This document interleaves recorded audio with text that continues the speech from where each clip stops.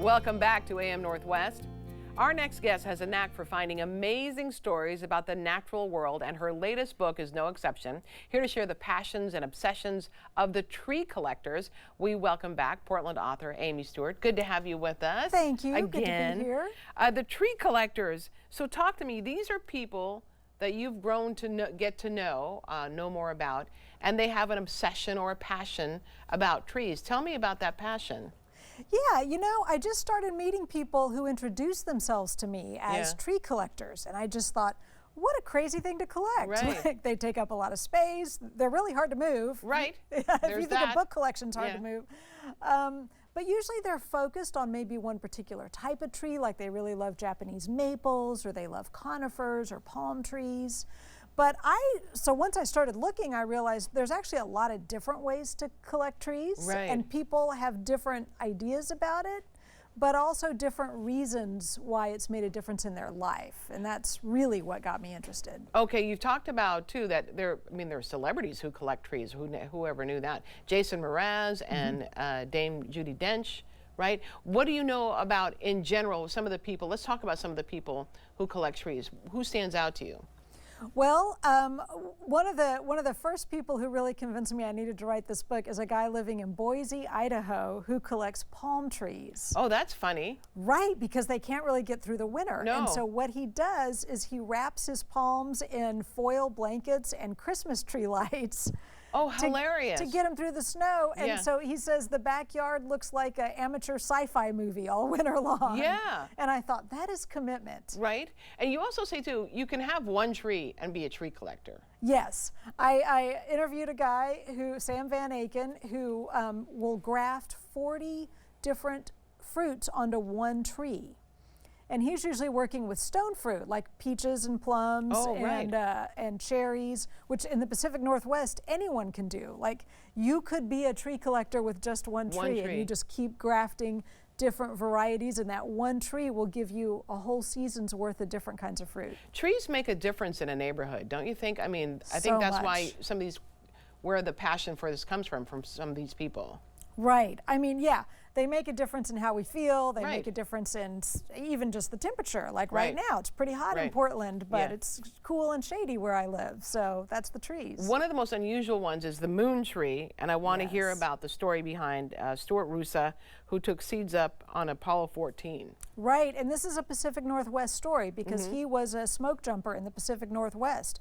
So you can imagine how somebody who jumps out of airplanes to put out fires would have the bravery to go on to be an astronaut. Right. So the Forest Service found out that he was going up into space and said, would you take some tree seeds with you, and then we'll plant them when you get back home and compare them to seeds that stayed on the ground, see if there's any difference.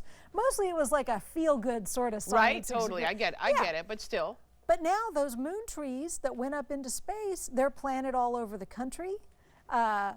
You can find them in parks. There's often at state capitals, there will be one.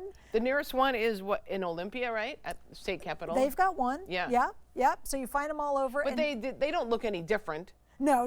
Yeah, there was no difference, but it's just this cool idea. Somebody at NASA said, you know, astronauts take all kinds of things up into space, but they're little things like stamps or coins or photographs. Here, he brought up seeds, and now they're bigger than anything that's ever been to the moon and back. You talked about a man in Greenland who has a passion for trees because he grew up without trees. Right, you don't think about it, but growing up, there were no trees in Greenland. I mean, trees will not grow too close to the Arctic, but they would have, except that the southern parts of Greenland have been used for sheep farming for so long there's no trees left. And so now he and a bunch of other people are working to figure out what trees even grow in Greenland. Yeah. So they're looking all around the Arctic line to see what trees will grow there.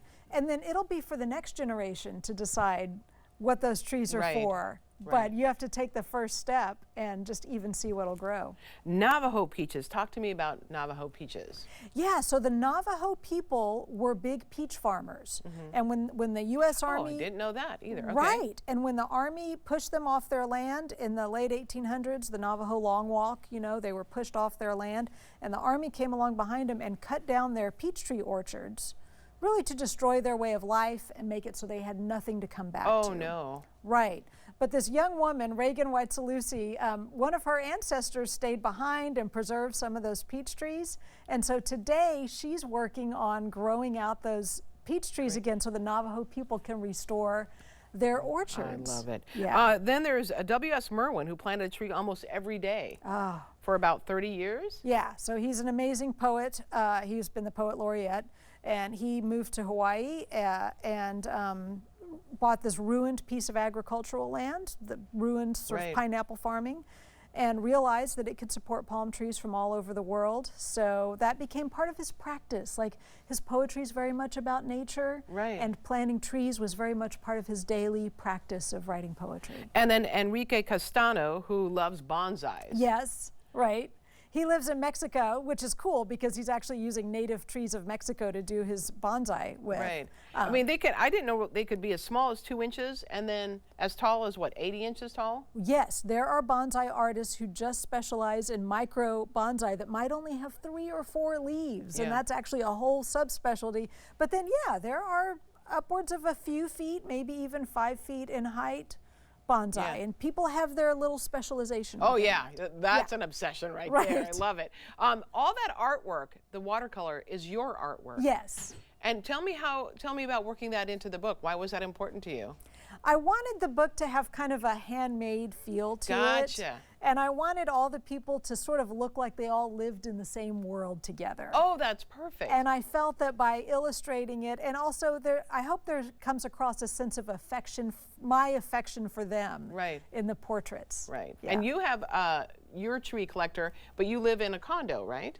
Is that right? Yeah, like so many of us, I live in a tiny little place. But one way of tree collecting is to be a cataloger of trees, to go around and make a list, even be part of a tree heritage project that's working to preserve trees, just like a bibliography is a collection of books. Cataloging trees. Lots of people in the book catalog trees. Absolutely. You have a book event Monday at 7 o'clock, and that is, where is that again? That's at Powell's. Powell's. It's at Powell's. Oh, of course. Of course it's at Powell's. Well, we'll put all that information for you on our website at k2.com, and the book again is The Tree Collectors. Amy Stewart, thank you so much. Great work. Oh, thank you. Thank you. All right, we'll be right back with more AM Northwest. Don't go away.